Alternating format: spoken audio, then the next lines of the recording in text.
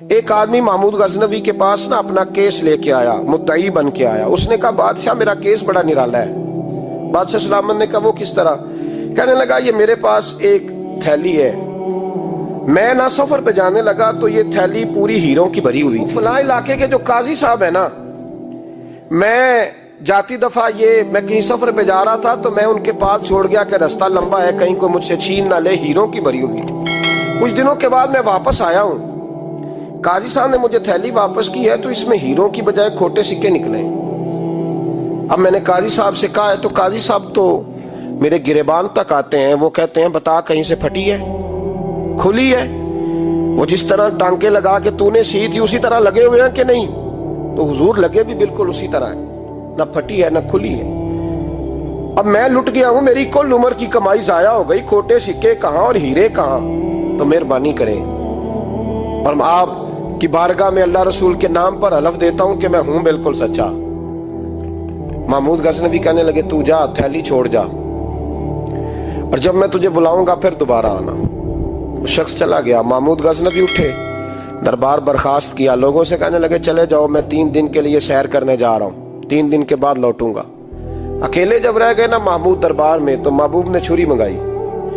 وہ جس تخت پہ بیٹھتے تھے وہاں گدا بچھا ہوا تھا، یہ گدا پڑا ہے نا، وہ گدا بچھا ہوا تھا. محمود نے چھری کے ساتھ اس کو پھاڑ ڈالا اور چھری جیب میں رکھی نکل گئے. کہنے لگے میرے بعد کوئی میرے دربار والے احاطے میں داخل نہ ہو. محمود چلے گئے. اب وہ صفائی کرنے والا جب آیا نا، اس نے آ کے دیکھا تو گدا تو پھٹا ہوا ہے. اس نے شور ڈال دیا، پہرے دار بھی آ گئے، فلاں صاحب بھی آ گئے، فلاں صاحب. اس نے کہا وہ خدا کے بندو، اس کا گدا پھٹ گیا ہے، وہ تو مار ڈالے گا. اس نے کہا تھا سوائے صفائی اور نگرانی والے کے دوسرا آئے کوئی نہ، اور یہاں آیا بھی کوئی نہیں. پہلے دن ہی پھٹا ہوا ہے تو لٹکا دے گا سب کو، کیا کریں؟ شور ہو گیا، سارے دربار کے ملازمین اکٹھے ہو گئے. ایک بندہ بولا، کہنے لگا فکر نہ کرو، میں کیسے بندے کو جانتا ہوں، اس طرح سیے گا کہ جس نے پھاڑا ہوگا اسے بھی پتہ نہیں چلے گا کہاں سے پھٹا تھا. ایسا بہترین رفو کرے گا کہ پتہ بھی. اس نے کہا یار ہم سارے 1 مہینے کی تنخواہ دیتے ہیں، تو بندہ بلا. وہ بلا لیا اس کو، اس کا نام محمد رفو گر تھا. وہ آیا، اس کو گدا دکھایا، اس کا یار اس طرح سینہ پتہ نہ چلے. اس نے کہا فکر ہی نہ کرو، میں بڑا کاریگر ہوں. بڑے بڑے کاریگر لوگ نہیں ہمارے ملک میں پائے جاتے، کوئی نشان چھوڑتے ہیں پیچھے بڑے.